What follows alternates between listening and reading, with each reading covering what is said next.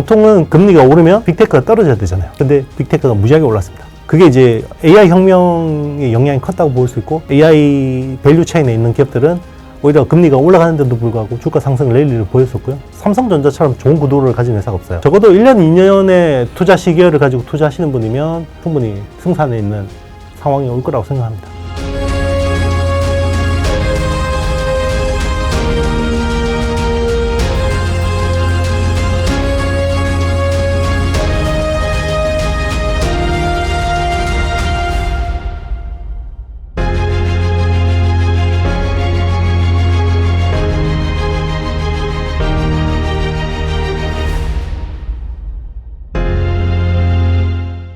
행복 반갑습니다. 여러분들 삼성전자가 참 쉽지 않은 주가 흐름을 계속해서 보여주고 있습니다. 그러면서 지금 5만 전자까지도 이전에는 10만 전자 가냐 마냐 이랬었는데 어느새 10만 전자 대비 좀 반토막까지도 나 있는 상황입니다. 그래서 이런 상황에서 우리가 이 삼성전자가 또 왜 이렇게 좀 힘든 국면을 겪고 있으며 앞으로 삼성전자를 비롯해서 또 반도체는 어떤 식의 투자 관점을 입혀야 되는지 이런 부분들이 굉장히 중요한 시점이라고 생각해서요. 특별히 또 이와 관련해서 제가 생각했을 때 가장 잘 말씀해 주실 것 같다라고 생각한 이영수 대표님 모셨습니다. IT의 신 이영수 대표님 모시고 오늘 다양한 또 반도체와 관련 이야기 나눠보겠습니다. 대표님 반갑습니다. 네, 안녕하세요. 네, 또 오랜만에 나와주셨는데 네네. 참 이 반도체 관련해서 이슈가 끊이질 않고 나오고 있고 네네. 특히나 최근에는 삼성전자가 쉽지 않은 행보를 보여주고 있기 때문에 대표님께서도 쉴만 하면 뭔가 또 바빠지고 그럴 것 같아요. 요즘 좀 어떻게 지내세요?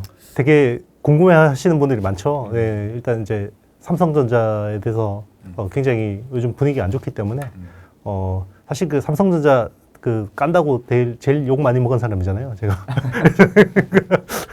항상 악플이 이제 예, 삼성 잘 깐다, 뭐 이러면서 이제 그런 이야기를 많이 했었는데 이제는 이제 좀 일반적인 다른 분들하고 좀 다른 비율을 말씀드리고 싶어요. 그러면 이미 이제 삼성전자 안 좋은 거는 다른 데서 되게 많이 들으셨을 거고, 그러면 이제 삼성전자가 앞으로 어떻게 좋아질 수 있는지, 그런 가능성은 얼마나 되는지, 뭐 그리고 이제 물려있던 분들은 어떻게 해야 되는지, 뭐 그런 거 중심으로 좀 말씀드리겠습니다.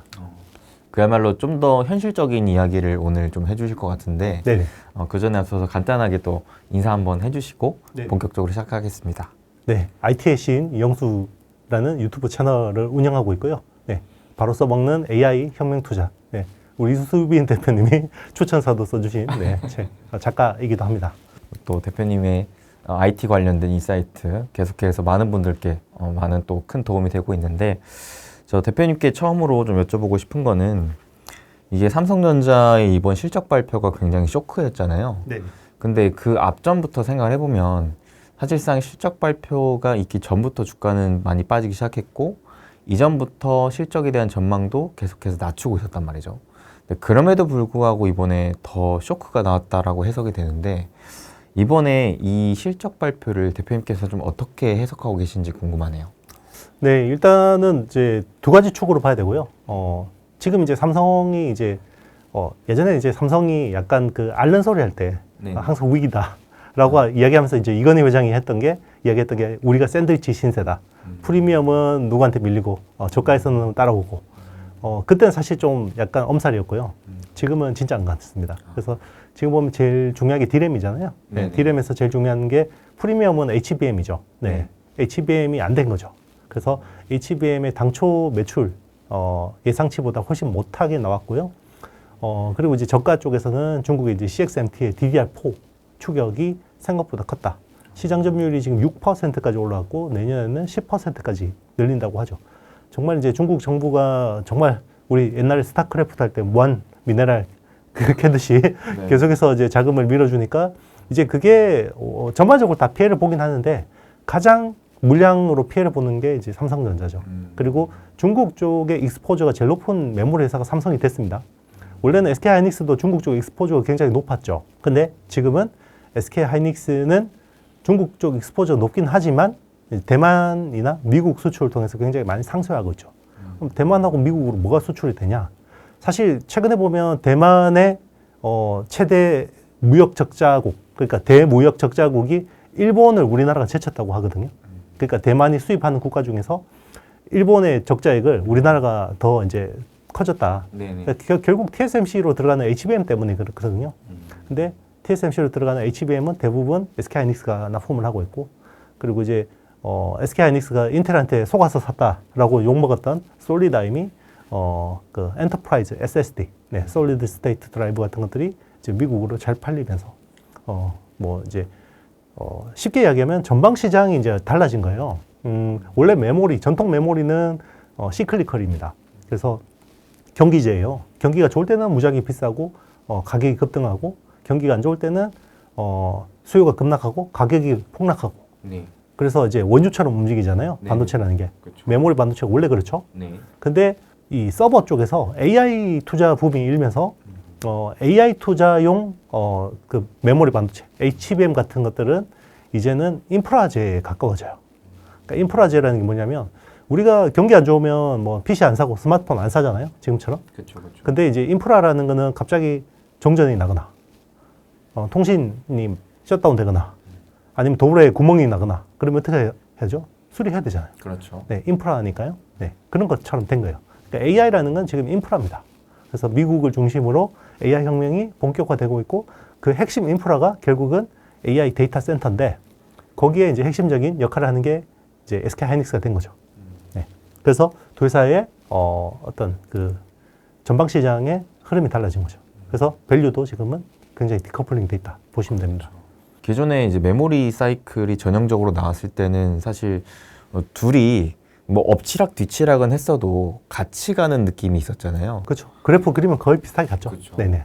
근데 이 AI 혁명에 있어서 HBM이란 새로운 또 프리미엄 반도체 이 디램 시장에서 하이닉스만큼 삼성전자가 지금 두각을 못 받고 있다 보니까 이게 정말 이제는 디커플링 별개로 움직이는 현상이 나오고 있는 거네요. 맞습니다. 그러니까 이제 프리미엄이기도 한데요. 무엇보다 중요한 게 이제 메모리라는 게 기존에는 커머디티였잖아요. 그렇죠. 범용이었는데 이제는 점점 스페셜티, 주문용으로 바뀌고 있고요. 점점 더 이제는 A식으로 바뀌고 있죠. 네. 정말 이제 커스터마이징이 되는 그런 반도체로 바뀌고 있습니다.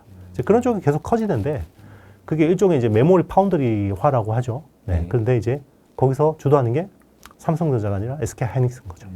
그럼 반대로 삼성전자 관련해서 이 HBM에 대한 기대감은 앞으로 확실히 좀 많이 죽었다라고 볼 수가 있는 걸까요? 일단 HBM3E까지는 힘들 것 같습니다. 그래서 일단 들어가긴 할 건데요. 근데 SK 하이닉스가 지금 워낙 선점을 했고, 그리고 이제 표준을 이미 장악을 해버렸어요. 이제 이게 프로토콜이라고 하는데, 엔비디아가 요구하는 프로토콜을 처음에 이제 들어간 업체하고 잡겠죠. 네. 네. 그걸 이제 SK 하이닉스가 표준을 만들어버리면 후발 업체들이 힘들어질 수밖에 없고요. 그게 이제 HBM3까지는 아마 SK 하이닉스가 굉장히 유리한 상황일 거고, HBM4도 마찬가지일 겁니다. 근데 이제 삼성 입장에서는 HBM4까지 만약에 이런 구도로 간다 그러면 정말 이제 AI 혁명에서는 희망이 없죠. 네. 이제 그것만 피하려고 지금 전영현 부회장이 지금은 메모리로 모든 것들을 선택과 집중을 하고 있는 상황이죠. 저는 그게 결국은 전영현 부회장이 성공하느냐 마느냐는 HBM4에 달려있다고 생각합니다. 지금은 그야말로 이 HBM4에 사활을 걸고 있다라고 볼 수가 있겠는데, 결국 여기에서 잘하느냐 못하느냐가 앞으로 삼성전자 반도체에 좀 명운이 걸려 있다. 네. 좀 이렇게 봐야 되겠네요. 뭐 특정 트리거로 보면 그게 맞습니다.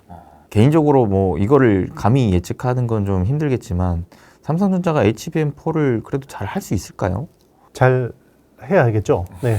근데 아무래도 기존에 잘하던 업체가 잘할 수밖에 없고요. 그렇죠. 그리고 엔비디아 입장에서도 기존에 잘하던 SK 하이닉스하고 아무래도 좀 더 비중을 크게 생각할 수밖에 없겠죠. 근데 그걸 뒤집으려면 HBM4부터 굉장히 좋아져야 되는 겁니다. 뭐 예를 들면 예전에 디스플레이가 CRT에서 LCD로 바뀔 때, 네네. LCD에서 OLED로 바뀔 때 정도의 뭔가 임팩트가 없다 그러면 굳이 삼성을 메인으로 쓸 이유는 없겠죠. 그러면 HBM4부터 삼성이 굉장히 경쟁사를 압도하는 예전 모습, 우리 한때 이야기했던 초격차, 그렇죠. 네, 그런 것들이 나와야겠죠. 이게 대표님이랑 거의 저희가 뭐 주기적으로 계속 이 IT와 반도체 관련해서 이야기를 나눠봤을 때 이런 얘기들을 자꾸 했었거든요. 이 시대가 이 AI 혁명의 시대가 도래했기 때문에 결국 삼성전자 입장에서는 큰 기회를 잡은 거다. 잘만 한다면. 그렇죠. 근데 그 잘하는 것이 중요한데 실질 지금 엔비디아랑도 계속 퀄 테스트는 하고 있지만 뭔가가 안 나오고 있는 거잖아요. 그래서 이게 분명한 기회가 눈앞에 있는데도 확실히 잡지를 못하는 상황이 있기 때문에 이 주가 측면에서도 사람들은 기대를 하고는 있지만 현실 이번에 실적 발표를 봤다시피 현실은 또 그와 괴리가 좀 큰 상황이 계속 이어지다 보니까 점점 더 많은 분들께서 오히려 그 기대감이 좀 실망감으로 바뀌고 이게 더 나아가서는 야 이러다 삼성 망하는 거 아니야? 라는 것까지 좀 가고 있는 상황인 것 같습니다. 이런 현상에서는 좀 어떤 생각을 가지고 계신가요? 일단 이제 뭐 회사가 잘 되기 위해서는 여러 가지 조건들이 필요한데요. 네. 뭐 어떤 구도라는 게 되게 중요하죠. 그렇죠. 대외적인 요건에서는 네. 구도는 사실 삼성전자처럼 좋은 구도를 가진 회사가 없어요. 일단 그 전 세계 파운드리, 특히 AI 반도체는 대부분 TSMC에서 생산하고 있는데 그렇죠. 이 횡포가 굉장히 심각하단 말이에요. 계속해서 지금 엄청난 실적을 내는 이유는 계속해서 가격을 올리고 있다는 거죠. 네. 선단 공정이. 근데 이제 이거는 삼성이 조금만 잘해주면 멀티 파운드리를 쓰려는 업체들은 줄 서 있단 말이에요. 근데 조금을 못 하는 거죠. 그동안 이제 제일 삼성 파운드리에 대해서 이제 TSMC 팹을 쓰다가 삼성 파운드리로 멀티 파운드리에 대해서 제일 적극적인 회사가 AMD였어요. 네. 근데 이번에 그 AI 행사에서 리사수 CEO가 삼성 파운드리 안 쓴다라고 이제 단언했죠. 6개월 전에는 멀티 파운드리 할 거다라고 이야기했는데 그만큼 이제 삼성 파운드리가 안 되는 겁니다. 예. 그러니까 이제 그렇게 이야기가 나오고 있는 거고, 그리고 이제 HBM 같은 경우도 SK 하이닉스에 독점하고 있잖아요. 네. 그 독점적 의존하잖아요. 그러면 엔비디아나 뭐 브로드컴이나 빅테크들이나 좋아하겠어요? 안 좋아하죠. 그렇죠. 네. 마이크론하고 삼성전자가 다변화해 주기를 원할 겁니다. 밸류 체인을 독점 업체한테 의존하는 것은 그 누구도 좋아하지 않습니다. 공급하는 업체 빼고는. 근데 그걸 또 못하고 있죠. 네. HBM이 안 되고 있으니까 그러면 이제 최근에 SK하이닉스하고 삼성전자의 주가가 희비가 엇갈린 것은 결국 HBM에 대한 부분이었겠죠. HBM 8단, 3 8단이 3분기 내에 퀄이 나올 거다라고 이제 삼성 내부에서 기대를 했는데 이번에 공식적으로 안 될 것 같습니다. 죄송합니다. 라고 이야기했죠. 이게 과거에 인텔도 좀 비슷했던 것 같아요. 기술적인 초격차에 계속 밀려나면서 결국 이제 삼성과 SK하이닉스가 좀 더 우위에 설 수가 있었던 상황이 있었지 않습니까? 매번 특정한 새로운 기술적인 변화가 나타날 때마다 이 반도체 진영에도 지각 변동이 좀 일어나게 되는 것 같은데 지금의 상황에서는 삼성전자가 그런 좀 타격을 받고 있는 게 아닌가 이런 생각도 좀 드는 것 같습니다. 확실히 지금 상황 자체는 삼성전자한테 나쁜 건 아닌데 여기에서 결국 잘해야만 그 열매를 따먹을 수 있는 상황에서 그 조금도 잘 못하고 있다라는 게 가장 핵심적인 좀 부정적 요인인 것 같아요. 네, 그렇죠. 이번에 이제 실적 발표하면서 DS 부문장이 사과문 냈잖아요. 네. 결국 그거죠. 네. 정말 구도가 좋고 우리가 잘하면 되는데 우리가 못해서 죄송합니다라는 거죠. 그래도 대한민국 국민 입장에서는 삼성전자가 잘 하길 좀 바랄 수밖에 없겠는데 근데 현재 상황이 그렇지 못한다라는 게 참 한편으로는 안타까운 상황인 것 같은데요. 근데 대표님께서 서두에 그럼에도 지금 좀 긍정적으로 볼 수 있을 만한 여지가 있다라는 설명을 해주셨거든요. 이 부분에 대해서 좀 구체적으로 듣고 싶네요. 일단은 뭐 현실 파악을 했다는 게 중요한 거고요. 이제 그동안 삼성전자가 뭔가 그 기술에 대해서 의문을 제기하면 2022년 이제 GOS 사태 때문에 이제 퀄컴이라는 정말 최우량 고객이 TSMC로 떠났잖아요. 그때도 이거 우리 금방 해결할 수 있다라고 이제 이야기를 했었고, 근데 안 됐고, 작년에 이제 HBM 가을에 들어갑니다라고 했는데 안 됐고, 연말에 들어갑니다 그랬는데 안 됐고, 아직까지 안 들어가고 있잖아요. 그러니까 이제 그동안은 계속 이제 삼성이 이제 시장에 공식적으로 코멘트하는 것들이 신뢰를 잃게 됐고, 그리고 이제 지난 분기 실적에서도 저도 이제 본의 아니게 거짓말을 하게 된 게 삼성전자가 공식적으로 코멘트한 게 2세대 3나노 게이트 올라운드가 잘 되고 있습니다. 라고 이야기했고, 엑시노스가 여기서 만들어질 겁니다. 엑시노스 2500 이야기했었는데 지금 분위기는 잘 안 되는 분위기죠. 네.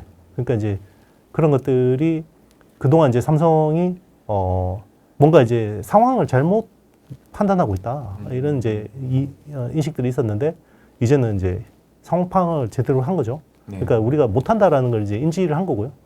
이제 모든 혁신은 현재 상황을 제대로 인식하는 것부터 시작되는 겁니다. 그래서 저는 이제 삼성이 혁신하는 모습을 보여준다고 생각하고 있고요.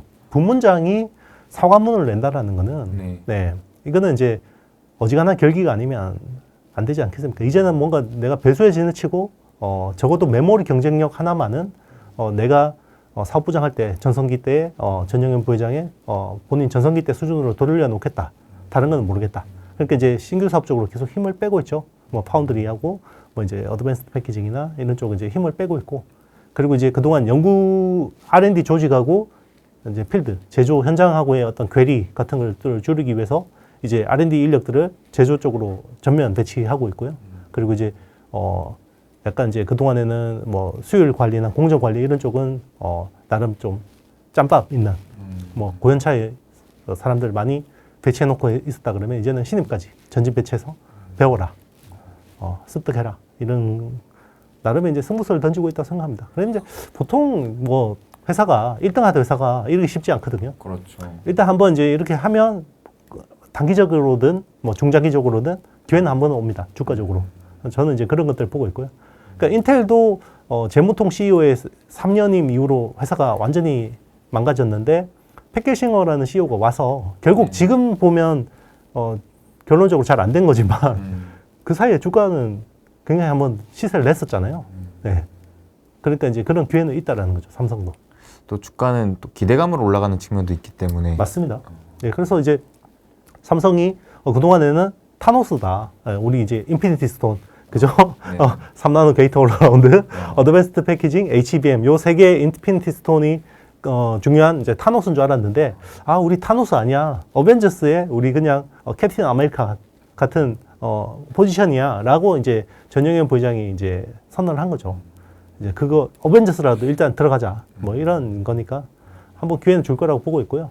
그리고 이제 HBM이 이제 뭔가 납품이 된다 그러면 일단 뭐 지금 주가 레벨에서는 한 번에 또 호재가 될 수 있다고 생각하고 있고, 그리고 이제 또 기회가 남아 있잖아요. 차세대 기술. 네, 그래서 이제는 앞으로 글래스 코어 기판, 유리 기판이라고 하는 뭐 그런 것들, 그리고 이제 팬아웃, 패널 레벨 패키징, 새로운 패키징이 이제는 기판 사이즈가 워낙 AI 가속기 기판 사이즈가 커지니까 그런 쪽에 이제 뭔가 한번 또 공정 변화가 있고, 그리고 이제 그 기존의 구리선으로 통신하던 뭐 반도체 내서든 아니면 서버 간의 통신이든 그런 것들이 이제 광통신 기반으로 바뀐단 말이에요. 실리콘 포토닉스 같은 기술들. 그런 쪽에서도 뭐 기회가 있으니까 잘하면 되죠. 이게 확실히 잘 안 될 때는 선택과 집중을 해서 잘 되는 쪽으로 좀 밀어붙이는 결단이 참 필요한 것 같은데, 지금 삼성이 그런 결단을 좀 내린 것 자체가 그래도 앞으로가 이전보다는 좀 기대가 되는 바가 아닌가 싶고요. 근데 또 한편으로 이제 주가 측면을 좀 생각해 봤을 때 증권가에서 요즘 이런 얘기 나오더라고요. 삼성전자의 PBR이 거의 한 배 수준이다. 역사적으로 거의 뭐 최저점의 수준에 지금 있다. 그렇기 때문에 이전에는 이것보다 주가가 더 많이 빠지는 상황이 없었기 때문에 지금은 매수의 시점으로 봐야 된다라는 좀 이야기들도 있던데요. 이런 측면은 좀 어떻게 생각하세요? 저는 뭐 7만 원대도 말씀드렸고요. 똑같습니다. 지금은 이제 밸류 매력이 있는 구간이고요. 가치 투자를 하시는 분들은 충분히 매력적인 구간이라고 생각합니다. 다만 이제 본인의 투자 스케줄을 잘 봐야 돼요. 본인이 얼마나 감내할 수 있는 투자자인지가 중요한데, 처음에는 이제 장기 투자한다고 매수하지만 사실 뭐 2개월, 3개월 되면 화가 나고 저 살아한 놈이 나쁜 놈 같고 절대 살아는 건 아닙니다, 여러분. 여러분들이 여러분들의 재무 컨디션에 따라서 판단하시면 되는데, 적어도 1년, 2년의 투자 시기를 가지고 투자하시는 분이면 뭐 저는 지금 가격보다는 충분히 승산에 있는 상황이 올 거라고 생각합니다. 그래도 이게 현재 상황이 주가 측면만 봤을 때는 그래도 역사적인 좀 저점 부분에 있기 때문에 어느 정도 변동성을 내가 감내할 수만 있다면은 좀 더 중장기적인 호흡을 보면서 진입할 만하다라는 부분이고, 근데 그럴 때 있어서 그래도 우리가 중간중간 점검은 해야 되는 게 삼성전자가 결국 잘 될 것이느냐, 이런 부분들은 좀 더 정밀하게 좀 체크할 필요가 있겠는데요. 그럼 이제 또 우리가 신경을 써야 될 게 바로 다음 실적 발표일 것 같습니다.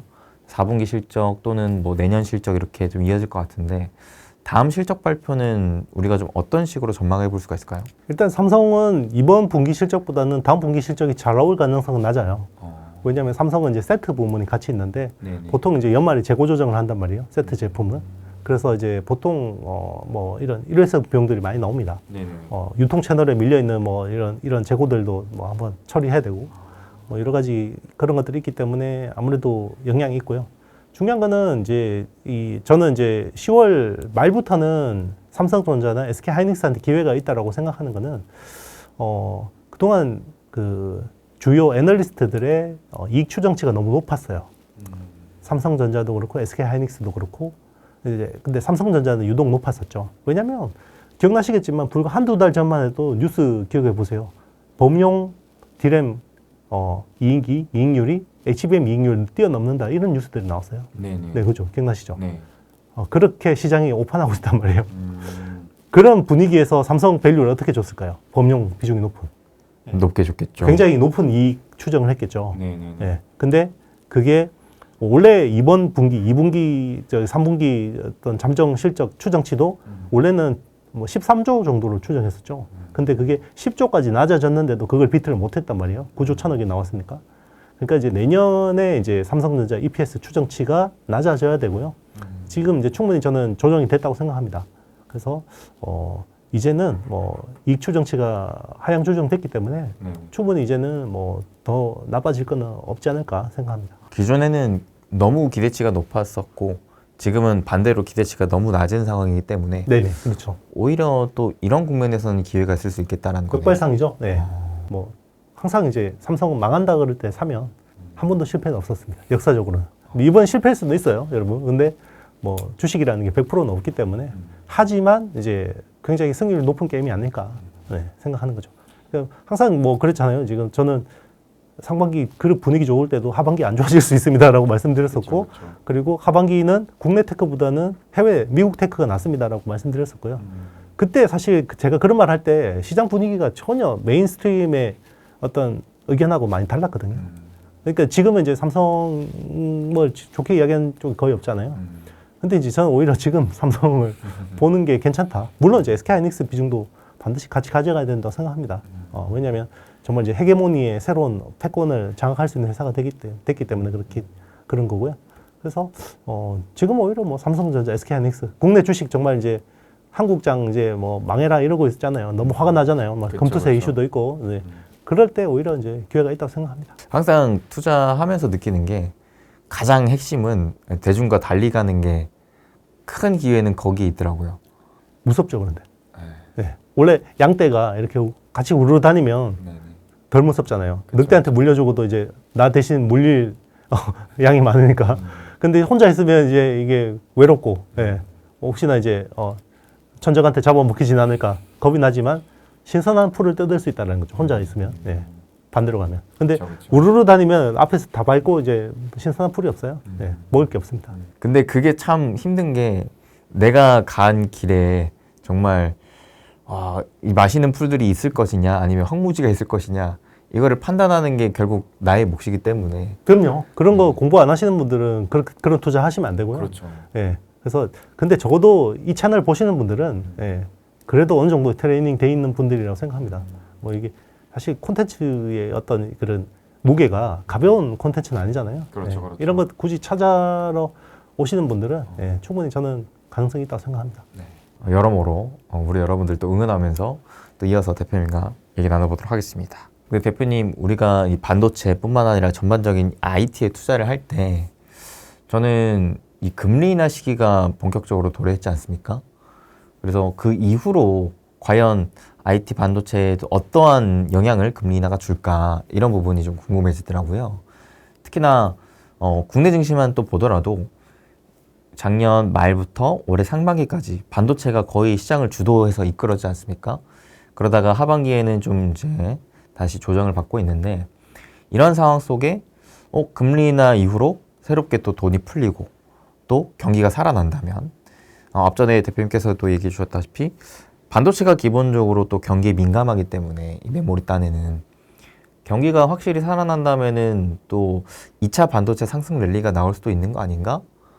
이런 생각도 해보게 되는데 대표님 생각 어떠세요? 일단 이제 뭐 금리 인하만 가지고 이야기할 수는 없고요. 금리 인하를 했는데 이제 경기 침체가 어떻게 오는지가 되게 중요할 것 같고요. 경기 침체가 뭐 하드랜딩이 오면 의미가 없고요. 뭐 금리 인하했는데 하드랜딩이 온다 그러면 소비가 늘어날 리가 없잖아요. 네네. 근데 이제 만약에 소프트 랜딩이다라고 하면 굉장히 도움이 되겠죠. 소비에는 도움이 될 것 같고요. 그리고 이제 그동안 뭐 미국이 워낙 킹 달러였기 때문에 미국 금리가 높으니까 모든 전 세계 자금이 미국으로 갔잖아요. 네네. 이제 미국 금리가 낮아지고 이제 그 신흥국 우리나라하고의 금리 차가 축소가 되면 아무래도 이제 리스크 온이 된다 그러면 이제 경기가 나쁘지 않다 생각보다. 그러면 이제 국내로 또 수급이 올 수 있는 요인들이 있는데요. 근데 이제 다만 예전 경제하고 지금 경제 구조가 많이 달라졌다고 생각합니다. 왜냐하면 예전에는 그냥 어떻게 보면 모든 게 시장이 주도하는 경제였고 지금은 어떻게 보면 국가와 정치가 굉장히 큰 영향을 미치는 상황이잖아요. 예를 들면 뭐 미국 빅테크하고 이제 금리 간의 관계 같은 것들을 연구한 그런 논문들이 되게 많아요. 그래서 원래는 미국 빅테크하고 금리 간의 역상관관계가 되게 높았거든요. 네네. 그러니까 이제 금리가 낮으면 빅테크들 주식이 좋고 네. 이제 금리가 올라가면 이제 빅테크들 주식이 떨어지고 뭐 이런 것들이 완연했는데 네네. 자, 이 패턴이 언제 깨졌냐면 2022년 말 그때 왜 깨졌냐면 그때부터 AI 혁명이 시작됩니다. 챗 GPT가 2022년 11월에 나왔거든요. 그때 이후로 그 금리하고 역의 상관관계가 깨집니다.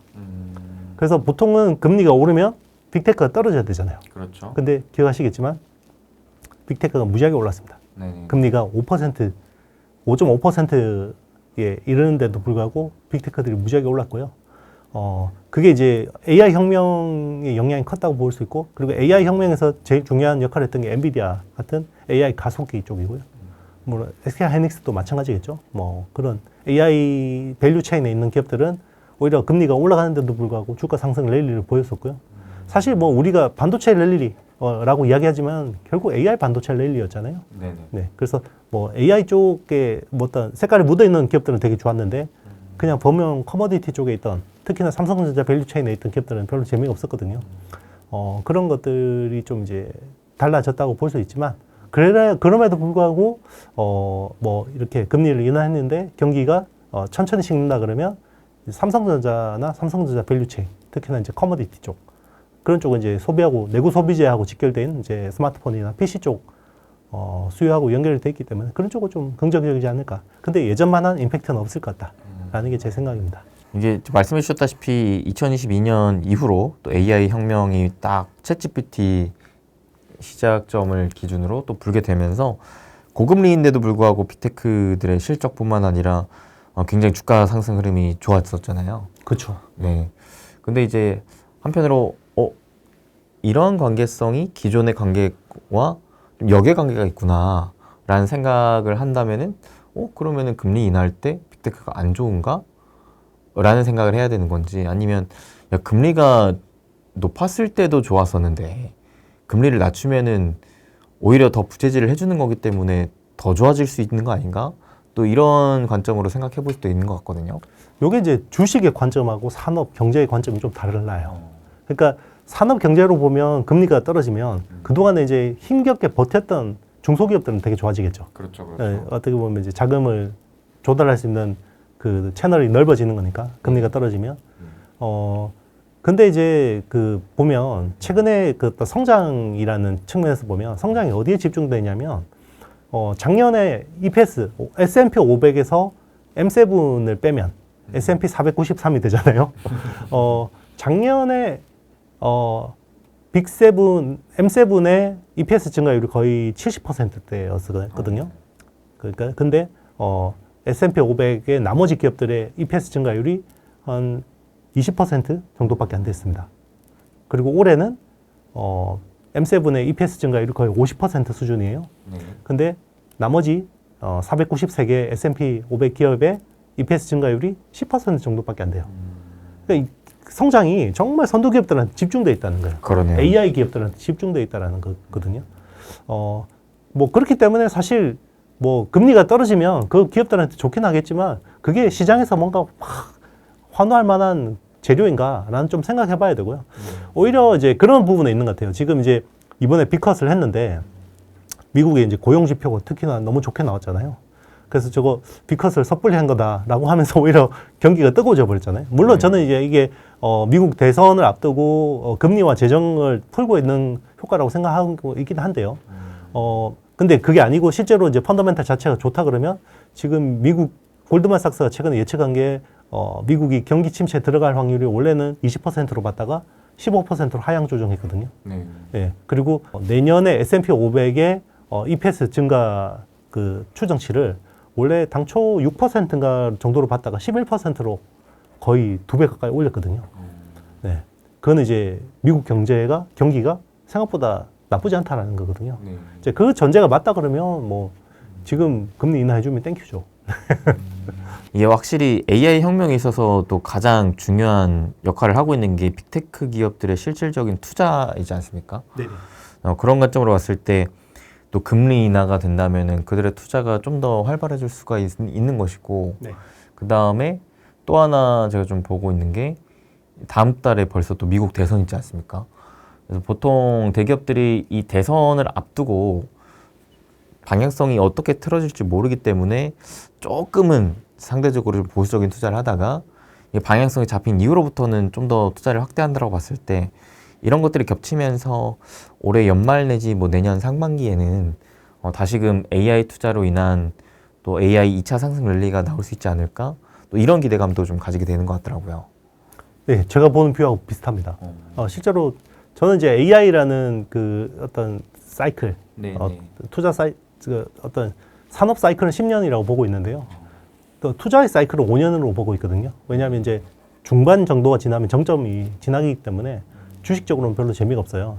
그러면 2022년 11월에 AI 혁명이 시작됐다 그러면 이제 2년 됐거든요. 그렇죠. 그럼 앞으로 이제 2, 3년은 충분히 이제 시장에서 수익을 노릴 수가 있는데 중요한 거는 색깔이 바뀌어요. 중간에. 그러니까 처음에는 이제 인프라가 주도를 합니다. 그래서 사이클상 보면 뭐 예전에 월드와이드 웹 인터넷 혁명 때도 보면 시스코 같은 뭐 그 인프라 기업들이 처음에는 막 시세를 내다가 그게 이제 점점 바뀌죠.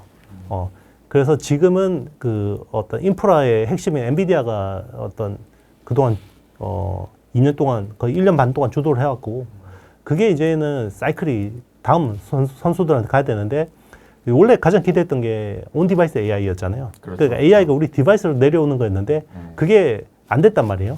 결론적으로. 올 하반기 제가 이제 계속 여기 그 뭐 한 달에 한 번씩 나오면서 말씀드린 게 하반기 제일 중요한 이벤트가 2개 있다. 6월에 그게 애플 인텔리전스 공개. 그때는 애플 인텔리전스인지 몰랐죠. 네, WWDC라고 해서 이제 6월에 애플의 AI, 온디바이스 AI 행사가 있었고, 그리고 퀄컴의 스냅드래곤 X 엘리트 출시가 있었단 말이에요. 그거는 윈도우 코파일럿 쪽이니까요. 그게 이제 AI PC 쪽이 제일 중요한 이벤트였고, AI 스마트폰은 애플이었거든요. 그렇죠. 근데 둘 다 잘 안 됐잖아요. 네네. 그래서 온디바이스 AI는 아직까지는 주도주가 못 됐어요. 근데 오히려 인프라 쪽에서 뭔가 확장이 되는 그림이 가고 있죠. 약간 변형되는. 그러니까 데이터 센터가 이제 그동안에는 AI 가속기가 없어서 데이터 센터를 막 크게 못 지었는데 크게 지으면 거기에 AI 서버를 막 갖다 넣어야 되는데 엔비디아 칩이 없었잖아요. 그동안에. 근데 이제 엔비디아 칩이 어느 정도 풀리니까 이제 대규모 데이터 센터 프로젝트들이 나오고 있고요. 그래서 뭐 아마존 웹 서비스 같은 경우는 1,000억 달러, 1,500억 달러 정도의 프로젝트를 발표를 했고 그리고 이제 마이크로소프트하고 오픈 AI는 이제 1,000억 달러 규모의 뭐 스타게이트 프로젝트를 발표했고, 그리고 이제 뭐 요즘에는 이제 그 AI 전용 클라우드 쪽으로 이제 커스터마이징해서 이제 시장에 들어오는 그런 업체들도 되게 많아요. 그런 쪽도 이제 굉장히 많이 들어오고. 그러니까 미국의 데이터 센터가 전 세계 10대 중에 4대가 미국의 데이터 센터가 위치하게 되는 거죠. 그래서 지금 보면 전 세계 데이터 센터의 39%는 미국에 지금 위치하고 있거든요. 앞으로 지어지는까지 하면 조만간 미국이 전 세계 50%가 될 것 같아요. 그런데 이제 미국이라는 나라가 지난 20년 동안 전기 수요가 늘어본 적이 별로 없는 나라거든요. 아, 그렇죠, 그렇죠. 네. 지난 2000년부터 2020년까지 전기 수요가 토탈 9% 늘었어요. 네트로. 근데 앞으로 2020년부터 2040년까지 전기 수요가 38% 폭증합니다. 근데 지금 그리드망이 정말 노후화되어 있거든요. 막 보통은 뭐 한 20년, 30년 된 그리드망이고 오래된 데는 50년 된 그리드망도 쓰죠. 네. 그러니까 갑자기 전기가 없으니까 유틸리티 기업들이 완전히 뜨죠. 그래서 컨스텔레이션 에너지나 넥스트 에라 같은 기업들이 정말 이제 시장에서 정말 소외주였는데 갑자기 막 주도주가 돼서 뜨기 시작하고 그리고 이제 신재생 에너지 쪽에 뭐 그런 쪽도 굉장히 이제 에너지 생산 때문에 주목을 받고 있고, 그리고 이제 정말 미국 최악의 원전 사고가 있었던 쓰리마일 섬이라는 데가 있는데 거기에 폐쇄했던 원전 2019년 폐쇄했던 원전을 다시 재가동한다고 하잖아요. 전기가 워낙 부족하니까. 그러니까 이제 그런 어떤 그 전기 인프라 관련된 기업들한테 또 흐름이 가고 있고, 그리고 이제 최근에는 이제 어떤 반도체 간의 통신, 이걸 이제 그동안에는 AI 반도체를 최대한 많이 넣어서 서버 구축하는 게 중요했는데, 자, 이 효율성을 이제 따지기 시작한 거죠. 그래서 칩 간의 통신, 그리고 서버 간의 통신, 데이터 센터 간의 통신, 이런 것들을 또 높여줄 수 있는 기술들, 그런 것들이 또 주목받고 있는데, 그 중에 하나가 이제 기존에는 구리선 가지고 커뮤니케이션 했는데, 이제는 그 실리콘 포토닉스라고 해서 광자 가지고 이제 통신하면서 굉장히 빨라지는 거고.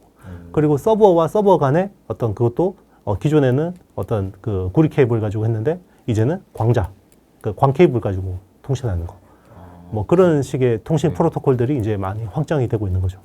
기존 통신 과정에 있어서 구리에서 광통신으로 변경이 되는 거예요? 점점 바뀌고 있습니다. 광통신이라고 하면 우리가 뭐 어떤 걸로 이해를 해야 되는 건가요? 우리 예전에 그 인터넷 그 초창기에 VDSL 뭐 이런 거 기억나시죠? 기억 안 나시죠 아마? 잘 모르겠습니다. 예전에 그때 인터넷 혁명 시작됐을 때 처음에는 구리 동축 케이블 가지고 인터넷망을 했어요. 근데 그게 광 케이블로 바뀌었거든요. 그러면서 우리 그 어떤 통신 속도가 엄청 빨라졌어요. 네네네. 그게 지금 AI에도 똑같이 적용되고 있는 겁니다.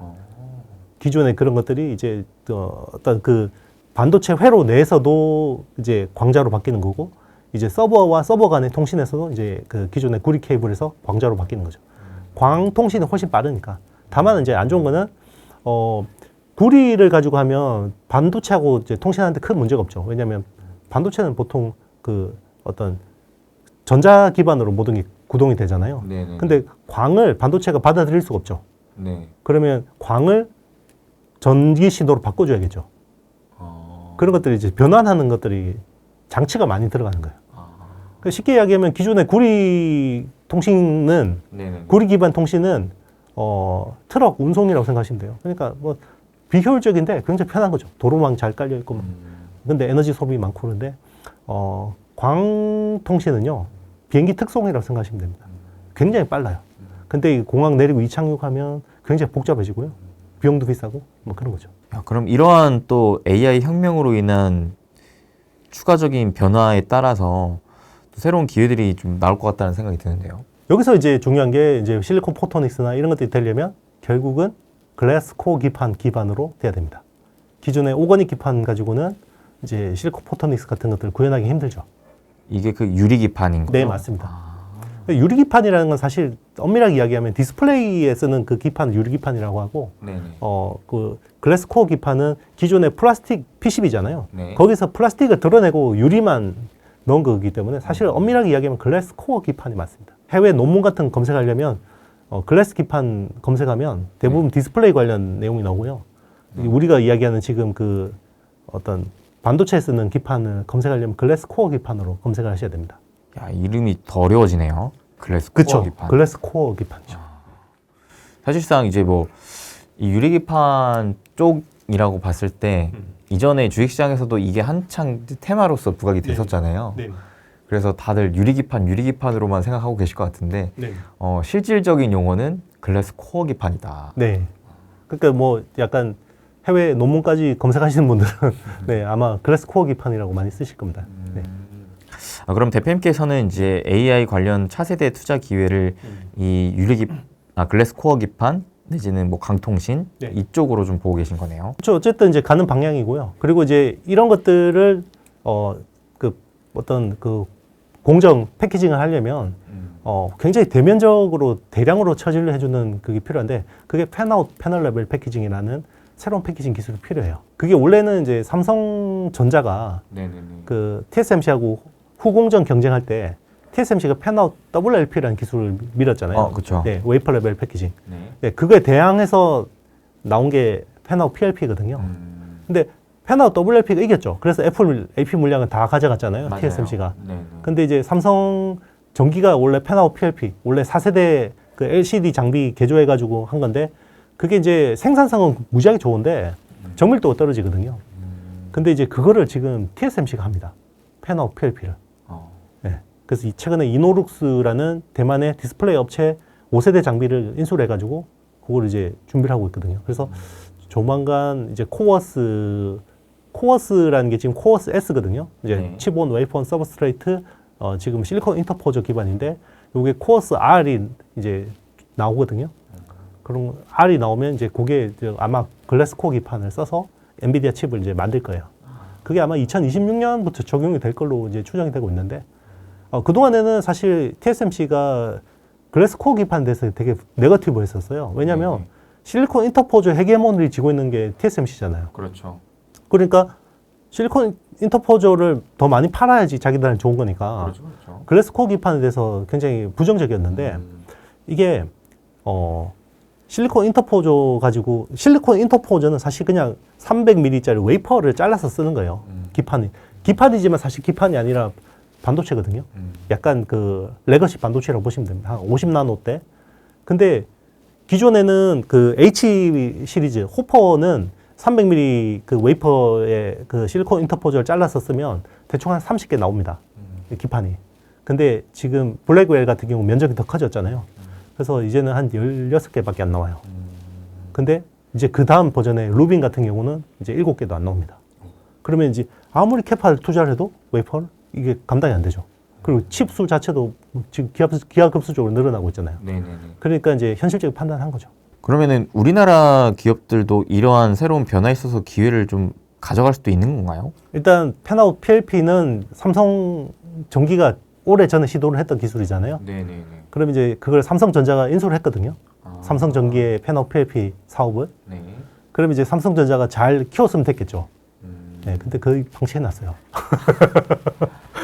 왜 가져간 거예요? 그냥 이제 놔둔 거죠. 아이고. 그래서 뭐 신규로 투자를 해주거나 뭐 인력을 충원하거나 이런 것들이 별로 없었고요. 네.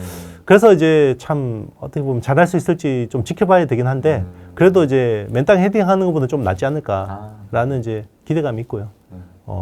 그래도 이제 삼성이 이제 최근에 뭔가 좀 혁신적인 모습을 보이고 있으니까 네네. 이제 그런 부분에서도 좀 기대를 할 만하지 않을까 생각합니다. 이 광통신 부분은 우리나라가 좀 네. 할 수 있는 걸까요? 광통신 자체는 사실 뭐 국내 쪽에서 잘하는 건 별로 없어요. 아 그래요? 네, 보통 일본 기업 그리고 미국 기업이 이제 보통 이런 쪽은 잘하고 있고요. 왜냐면은 딱 광통신 하니까 사실 국내 주식시장에 상장되어 있는 기업 중에 대한광통신이라는 기업 있지 않습니까? 이름이 그냥 직관적으로 떠올라가지고. 네, 뭐 그런 쪽은 아무래도 기존의 그 통신 케이블 쪽 이제 전통적인 산업이라고 보시면 되는 거고 네네. 지금 이야기하는 거는 그 굉장히 서버 간의 서버 통신 이런 쪽이거든요. 그러면 그런 쪽은 이제 엔비디아가 제일 잘하고요. 엔비디아가 사실 멜라녹스라는 회사를 인수하면서 그런 그 서버 기반 통신이나 칩 투 칩 커뮤니케이션 이런 쪽 굉장히 좋아졌어요. 네네. 그래서 그 인피니밴드라는 기술을 독점하고 있거든요. 멜라녹스를 인수를 해서 그런 그러니까 엔비디아는 칩이 겁나게 비싼데 사람이 쓰는 이유는 쿠다라는 그 소프트웨어 생태계도 있지만 사실 이걸 병렬로 연결하면 굉장히 효율이 잘 나와요. 엔비디아 서버들은. 그게 이제 결국 NV 링크라는 그 기술 덕분이거든요. 그리고 NV 스위치라는 그 기술인데 그게 결국 멜라녹스를 인수해서 가져온 건데 최근에는 그 기존의 이더넷 기반의 그런 것들이 인피니 밴드 대비해서 좀 성능이 떨어졌어요. 네네. 근데 최근에 이제 그런 이더넷 기반 기술들이 많이 올라와가지고 그런 쪽에서는 이제 뭐 브로드컴이라든지 마블 테크놀로지라든지 이런 회사들이 좀 주목을 받고 있죠.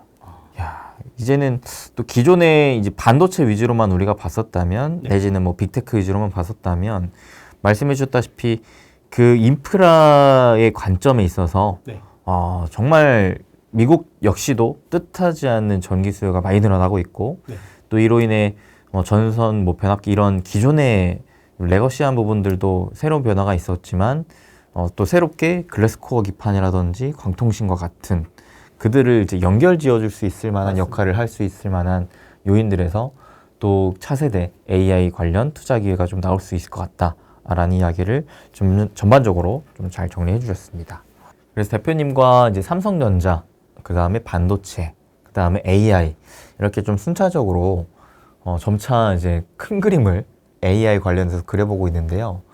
저는 개인적으로 이 AI 관련해서 내년 투자 관점을 좀 생각해 봤을 때 이 슬슬 소프트웨어 단도 봐야 되지 않을까라는 생각을 하게 되더라고요. 왜냐면 앞전에 이 IT 버블 때였잖아요.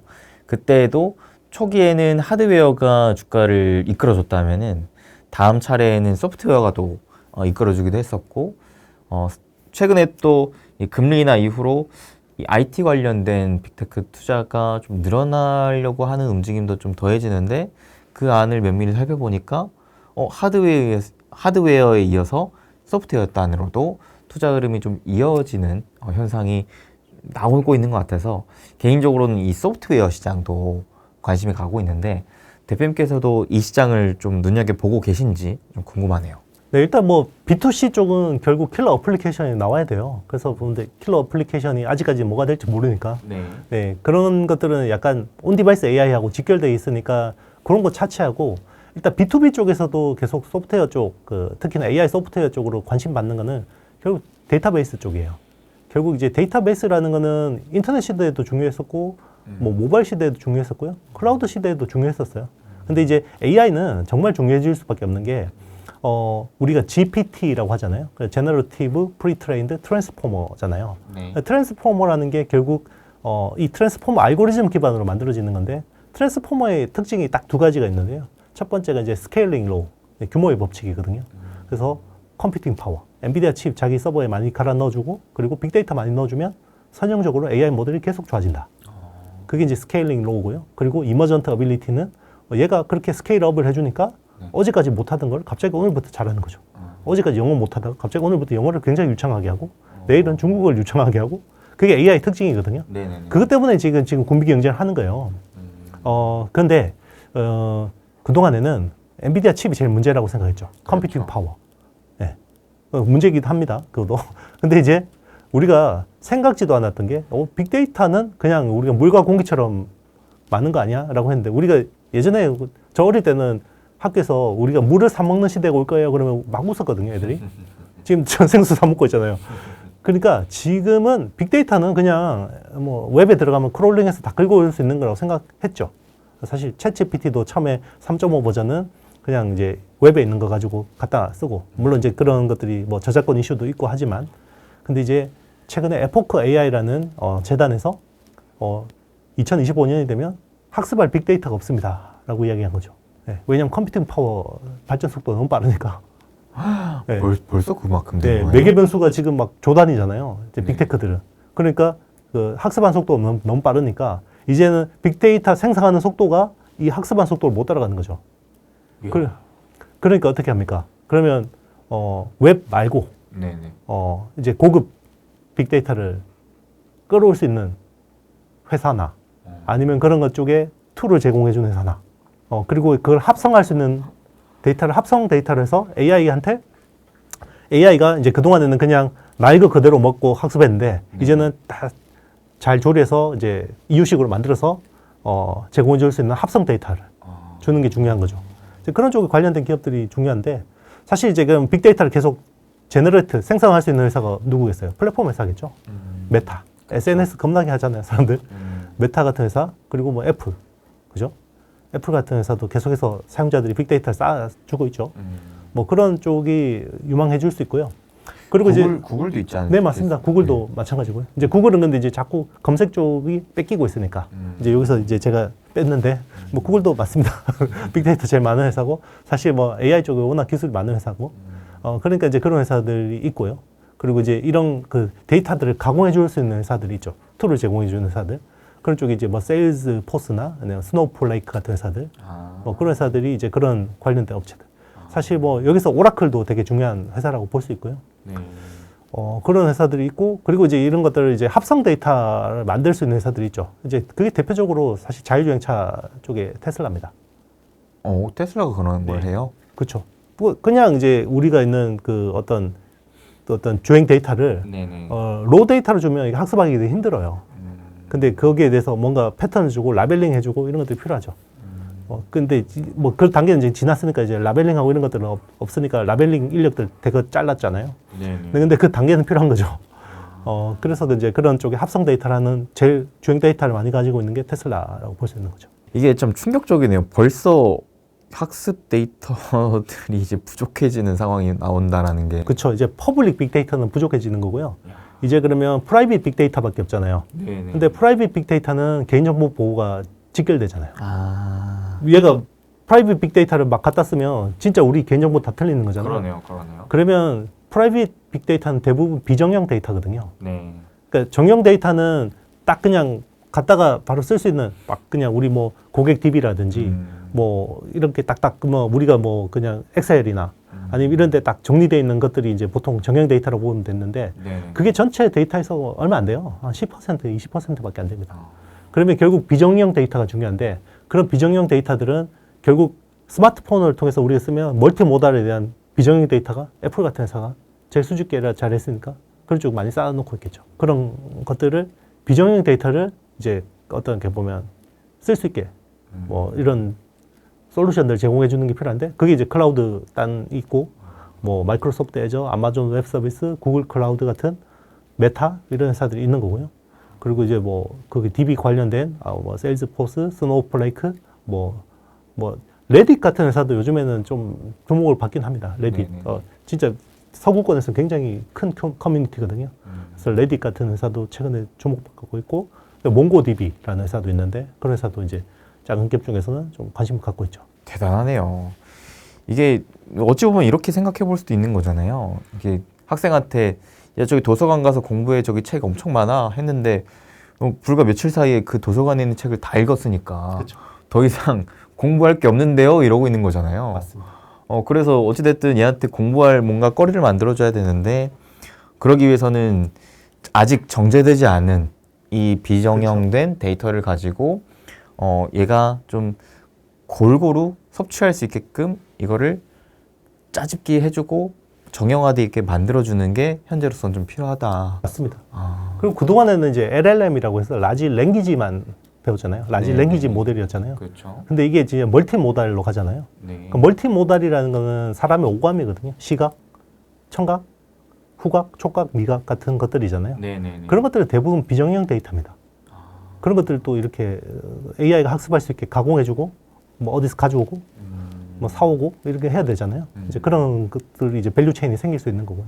그리고 나중에는 내가 이야기하는 것대로 이제 움직일 수 있는 디바이스들이 나오면 이제 그런 쪽에 또 그 액션을 하는 이런 이제 모델들이 나오잖아요. 네네네. 네, 뭐 이게 뭐 모빌리티라고는 컨셉일 수도 있는 거고, 요즘은 라지 액션 모델이라고 하기도 하고, 뭐 그런 식으로 이제 하려면 또 결국 또 엄청나게 학습해야겠죠.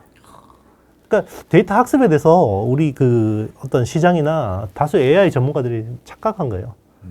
뭐 어떻게 뭐 데이터 학습은 이제 별로 안 중요하다, 이제 인퍼런스가 중요하다라고 이제 막 이야기를 했는데, AI 쪽의 석학들 뭐 대표적으로 엔스로픽의 아모데이 CEO 같은 경우는 그거 아닌데 계속 이야기했었거든요. 그리고 그 샘 알트먼도 사실 그거 아닌데 계속해서 데이터 트레이닝 컴퓨팅 파워 키워야 되고 빅데이터만 필요한데 이런 이야기를 했었거든요. AGI로 가려면. 네. 근데 이제 시장에서는 이제 뭐 저거 너무 과하니까 이제는 저쪽 투자 줄이고 인퍼런스 쪽으로 싼 반도체 많이 써가지고 할 거야. 이렇게 이야기했는데 이쪽 포지션도 커지는 건 맞는데 데이터 트레이닝 쪽도 계속해서 커지는 거였죠. 예. 그걸 이제 요즘에는 다수의 시장 전문가들도 내가 잘못 본 것 같다 이야기 많이 합니다. 하긴 저도 AI를 공부할 때 학습보다는 점차 추론 시장이 장기적으로 훨씬 더 커질 것이다. 그건 맞습니다. 네. 근데 이제 학습 쪽이 이제 어떤 세츄레이션 될 거라고 본 사람들도 많았었거든요. 근데 학습 쪽은 계속 커지는데 추론 커지는 게 훨씬 더 크니까. 네. 그렇죠. 그게 이제 비중으로 보면 그런 거 되는 거지. 상대적으로 네, 그런 상대적인 거다. 거지. 그러니까 학습 데이터 트레이닝은 또 고급 컴퓨팅 파워가 필요해요. 그러니까 데이터 트레이닝은 사실 엔비디아 칩 없으면 힘들거든요. 네네. 코드 없으면 힘들거든요.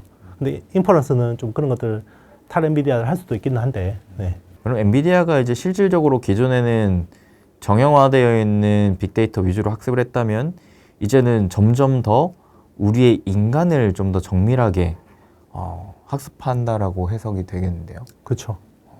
AGI로 가려면 결국 인간보다 뛰어나야 되는데 그러면 그 누구보다 인간을 이해하고 있어야 되지 않을까요? AI가. 네. 그럼 인간을 이해하려면 어떻게 학습해야 될까요? 네. 책에 있는 대로만 학습하면 안 되겠죠. 그렇죠, 그렇죠. 네. 점점 무서워지는 시대가 다가오고 있습니다. 참 이 기술의 진화를 할 때마다 이 변화의 상황을 볼 때마다 느끼는 게 한편으로는 참 설레이고 기대가 되면서도 한편으로는 좀 우려되고 걱정스러운 것 같아요. 네, 맞습니다. 뭐 항상 새로운 기술은 두렵죠. 그렇죠. 두렵지만 이제 우리가 안 하면 누가 한다라는 거죠. 그래서 어쨌든 이게 참 AI 혁명이라는 게 결국 이 AI 혁명이 지나가면 엄청난 격차를 만들 거예요. 국가 간, 그리고 기업 간, 사람 간, 개인 간 격차를 만들어낼 건데, 그러니까 여기서 우리가 잘 해야 된다는 생각을 해요. 어쨌든 우리가 잘 돼야 되고 우리나라가 잘 돼야 되니까. 네네. 네. 그런데 한편으로는 그래도 글로벌리 지금 인정을 받고 있는 게 AI 시대에서 5손가락 안에 꼽는 국가 중에 그래도 대한민국이 들어가긴 하더라고요. 맞습니다. 그래도 이거는 한편으로 참 다행인 것 같은데, 이제 문제는 이제 앞서 설명해 주셨다시피 빅데이터 다운의 이제 메인급 기업들을 좀 봤을 때 사실상 거의 다 미국 기업이거든요. 그렇죠. 네. 그럼 이 안에 우리나라 기업이 또 해당될 수는 없는 건가? 또 이런 생각도 문득 드네요. 제가 제일 안타까운 게 네. 우리나라가 사실 제조업이 되게 잘 돼 있잖아요. 그렇죠. 전 세계에서 제조업에 올인한 나라잖아요. 우리나라가. 그렇죠. 거의 뭐 제가 우리나라는 제조업에 3배 레버리지 쓰는 나라라고 항상 이야기를 많이 하는데 그러면 제조에 대한 빅데이터는 누가 제일 많을까요? 대한민국이 많죠. 그렇죠. 근데 그런 데이터들을 어떻게 보면 합성 데이터를 만들어서 AI 쪽에 잘 쓸 수 있을까 이런 데야 고민 그리고 정책적인 지원, 기업들의 액션 굉장히 취약하죠. 그래도 저도 이제 개인적으로 이 제조업에 AI를 입히면 어떤 형태가 나올까를 생각해 봤을 때 결국 로봇이었거든요. 네. 그래서 우리나라가 그러면 기존의 이 제조 기반의 정말 수많은 경험과 데이터들을 가지고 로봇 시장으로 진출하면 이 로봇 시장에서의 그래도 어느 정도는 좀 이 지위를 가져갈 수 있는 거 아닌가 이런 기대감을 했는데, 말씀하셨던 그런 이제 부가적인 지원 정책들이나 이런 되게 디테일한 부분들이 상대적으로는 좀 부족한 것 같아서 그게 좀 아쉽더라고요. 로봇을 설령 우리가 만들어서 쓴다고 하는데 네. 어떻게 보면 거기 데이터나 어떤 데이터 주도권이 만약에 해외 기업에 있다 그러면 그 우리가 하는 거예요? 아니죠. 그렇죠. 결국은 데이터 주도권이 중요한 거예요. 그러니까 이제 디지털 경제 이야기하면서 결국은 데이터가 화폐라는 이야기를 많이 하거든요. 그러면 결국 우리가 데이터 주도권이 있어야 되는데 결국은 제일 기대했던 부분도 그렇잖아요. 비영어권의 빅데이터 제일 많은 회사가 네이버라고 했잖아요. 그렇죠. 결국은 네이버가 아니라 라인이었죠. 근데 이제 그거 이제 일본 쪽에 이제 이렇게 됐고, 소프트뱅크 쪽에. 네. 그러니까 이제 거기서 이제 어떻게 보면 우리는 굉장히 큰 축이 하나 이제 어떻게 보면 손실이 일어난 거고요.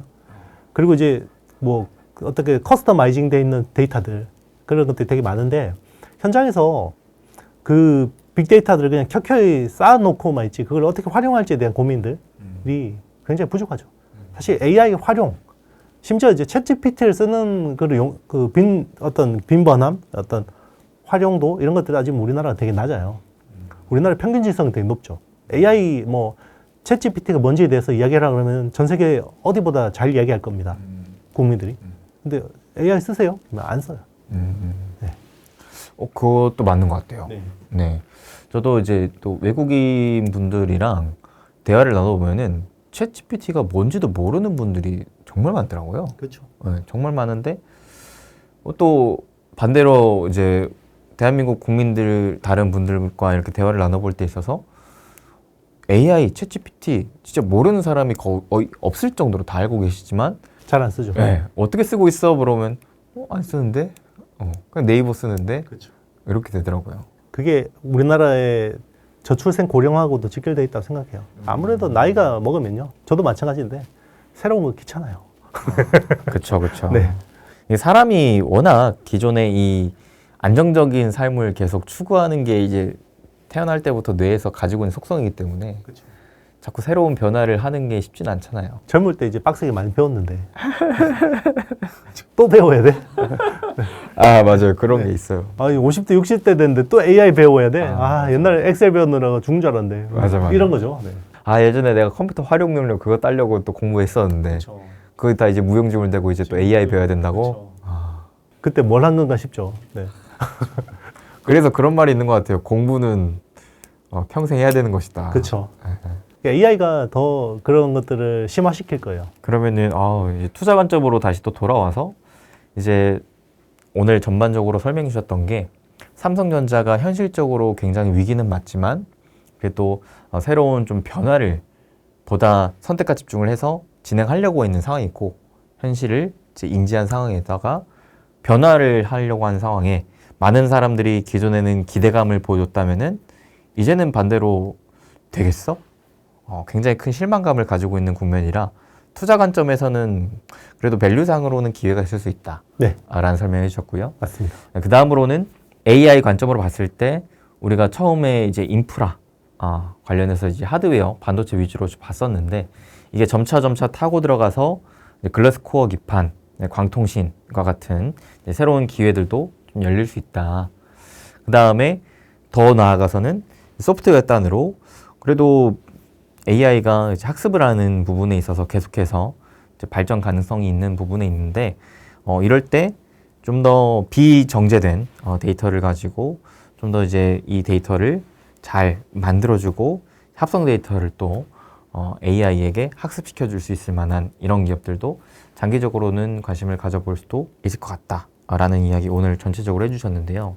뭐 추가적으로 더 덧붙일 만한 이야기가 있을까요?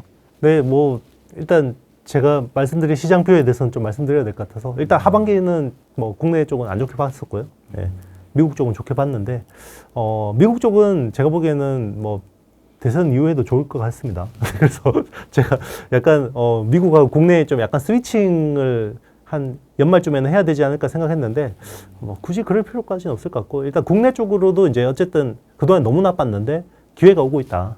예, 그거는 이제 결국은 안 좋은 부분들을 많이 반영했고 그리고 이제 내년 이익 추정치 반도체에 대한 그런 것들이 이제 충분히 하향 조정됐기 때문에 오히려 이제 그게 이제 그거보다 이제 잘하면 서프라이즈잖아요.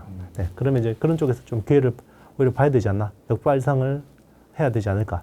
삼성 물리신 분들이 욕을 많이 하실 수도 있을 것 같은데 어쨌든 저는 제가 보는 뷰대로 말씀드리겠습니다. 네.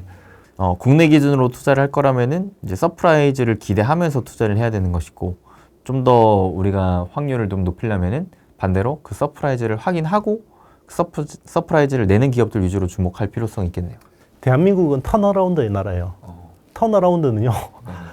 이게 처음에 못 들어가면 거의 60-70% 순간에 반영해 버리거든요. 그러니까 중국이 그동안 뭐 중국 뭐 망한다고 그러다 갑자기 부양하니까 턴어라운드 되니까 순식간에 튀어버리잖아요. 맞아요. 그거는 이제 보유자 영역인 거예요. 그러니까 뭐 이거 확인하고 들어간다 그러면 턴어라운드는 이미 반영돼 있어요. 그래서 항상 뭔가 여러분들은 타이밍을 재려고 하지 말고요. 이제 뭔가 이 기업의 방향성을 보고 그러니까 한 번에 너무 많이 사지 말고 조금씩 사라니까 조금씩 사고 조금씩 팔고 네 그렇게 하시면 될 것 같습니다. 근데 이런 거에 대해서 되게 크게 불안하고 잘 모르겠다 하시는 분들은 오히려 ETF나 이제 미국 쪽으로 시선을 돌려도 될 것 같네요. 그렇죠. 이제 뭐 미국 쪽도 너무 이제 막 훅훅 들어가고 이러기가 사실 밸류가 부담스럽지 않다라고 말하기도 힘들어요. 네네. 그럼에도 불구하고 지금 전 세계 성장은 전 세계 경제는 침체인데 미국만 홀로 화랑이잖아요. 네. 근데 그게 뭐 지금 보니까 쉽사리 꺾일 것 같지는 않다라는 거죠. AI 혁명 중이니까. AI 혁명에서 제일 유리한 거는 결국 데이터에 대한 부분들, 디지털 트랜스포메이션, 에너지에 대한 부분들, 에너지 트랜스포메이션 전 세계에서 누가 제일 잘하나 보니까 다 미국이 있네요. 그러니까요. 오늘만 봐도 야 거의 뭐 90% 이상이 다 미국이었던 것 같아요. 맞습니다. 네. 한국 기업 있으면 한국 기업 소개해 줄 텐데 안 그게 보입니다. 좀 네. 저도 아쉬워요. 그렇죠. 뭐든 좀 있지 않을까라고 찾아봐도 잘 안 제가 보이더라고요. 어드밴스드 패키징 때는 한미 반도체를 그렇게 이야기를 했잖아요. 네. 그런 회사가 안 보입니다. 이거는 현실이니까 네. 뭐 어쩔 수 없는 것 같아요. 그래서 이제 투자 관점으로 결국에는 이제 AI의 이 큰 투자의 방향성을 봤을 때 국내에서 그 숨어 있는 기회를 턴어라운드 관점으로 볼 것이느냐 아니면 안정적인 미국을 볼 것이느냐인데 야 이게 현재 시점에서 투자 관점을 실제로 우리가 투자의 실행으로 옮기기가 쉽지가 않은 게 미국 좋아 보이는 거 다 좋다고 생각하는데 그만큼 많이 올랐지 않느냐. 아 주가가 부담스럽다. 반대로 한국 주가는 싼데 뭐가 있냐. 이런 측면이기 때문에 더더욱이 투자를 우리가 실질적으로 이 AI, IT 관련 하기가 매우 어려운 상황인 것 같습니다. 그래서 공부를 하고요. 본인의 뷰를 가져야 되고 그리고 타이밍을 재려하지 마십시오. 네. 공부 우리 정말 많이 하잖아요. 네네. 근데 우리 타이밍 재려가 안 하잖아요. 근데 우리도 안 하는데 여러분들이 쉽지 않습니다. 네. 정말 이럴 때일수록 보다 큰 방향성을 보고 네. 보다 핵심적인 가치를 찾아가는 게 더 중요한 상황이 아닌가라는 생각이 듭니다. 말씀하셨던 것처럼 좀 더 타이밍이 아니라 이 방향성이 좀 중요한 맞습니다. 것 같은 네. 그런 상황인 것 같습니다. 그래서 우리 여러분들도 분명 쉽지 않은 상황인 건 맞는 것 같은데요. 그럼에도 불구하고 좀 잘 우리가 열심히 또 공부해 보면 숨어 있는 기회라든지 아니면은 좀 더 큰 방향성에 있어서의 좀 뚜렷한 기회들이 우리 눈앞에 있는 것 같으니까 여러분들께서도 열심히 또 공부하셔서 그 기회들을 여러분의 것으로 다 좀 얻어 가시길 진심으로 응원하겠습니다. 네, 오늘 이렇게 IT의 신 이영수 대표님 모시고요.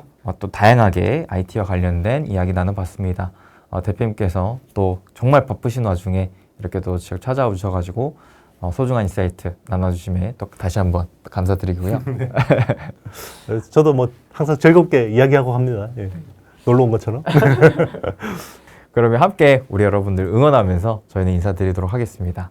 네, 여러분 행복 되세요.